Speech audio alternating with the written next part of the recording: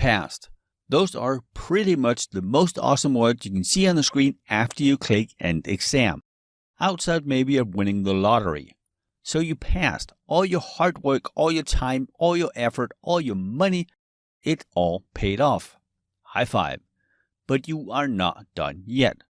Yes, you have passed the exam, but now you need to get endorsed.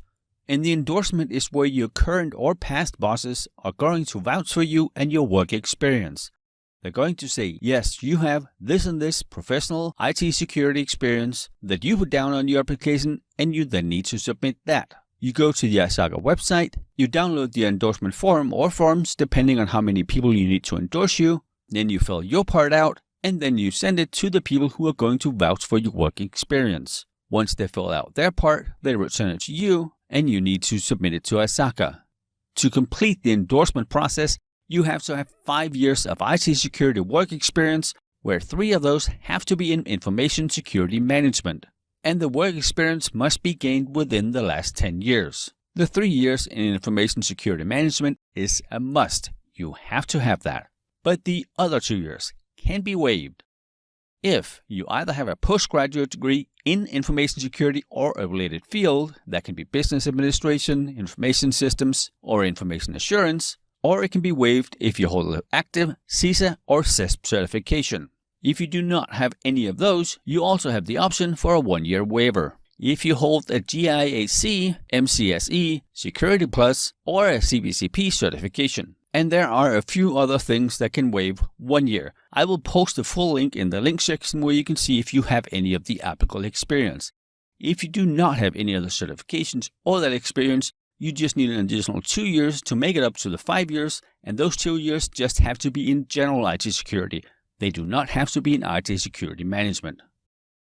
You then submit the forms that were signed digitally by your current or previous bosses to ISACA and pay a $50 processing fee. They then do the endorsement on their side, and this can take up to 10 business days if everything is good, which is a lot faster than about the 8 weeks we're seeing for the CISP certification. So if everything's good, all things check out, you get endorsed and you are now officially CISM certified. Congratulations! Once you pass the certification, you have been endorsed, you have paid the $50, you can start using the CISM logo on your resumes, your LinkedIn profile, and wherever else it's appropriate to use it. Now, you need to make sure that your certification stays current and valid. Like I said before, you do not need to recertify. What you do need to do is you need to pay your annual maintenance fees, which in the US is $45 for ISACA members and $85 for non-members. It may vary slightly depending on where you live.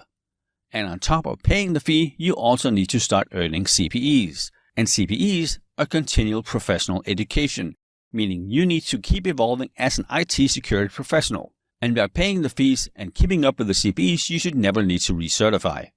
For the CPEs, you need at least 20 per year, and you need at least 120 per 3-year cycle. That is the minimum. Every year, you need to have at least 20 hours of IT security training, webinars, articles, conferences, or other certifications. And there really is a ton of different things you can do to keep your system current. Getting the CPEs doesn't really have to cost anything. There's a good deal of websites out there that have a lot of IT security material that is acceptable for CPEs, where you learn something new and then you can apply that towards your recertification. So in the next lecture, I'm going to put a bunch of links to sites where you can get free CPEs. They will also be in the link section. And to submit CPEs, you go to the ISACA website, you go to the My Certifications tab, then you click on Report or Manage My CPEs. Then you enter in what type of CPEs they are, where you took it, when you took it, how many hours you spent, and then you hit Submit. They may every so often audit the CPEs and ask for more proof. I have been audited on some of my other certifications, but never for the CISM. And submitting the CPEs really takes no time. I think last time I submitted it took maybe a minute or so. It's me describing what I did, and if I have any certificate of completion or anything like that, you upload the PDF. So pick the flavor that works for you and start earning those CPEs. And since there are so many different types of CPEs you can submit, in the next lecture I'm going to put a link to the ISACA website where they have a complete breakdown of all the different types of CPEs. And then below that, my links to the recommendations for the ones I use.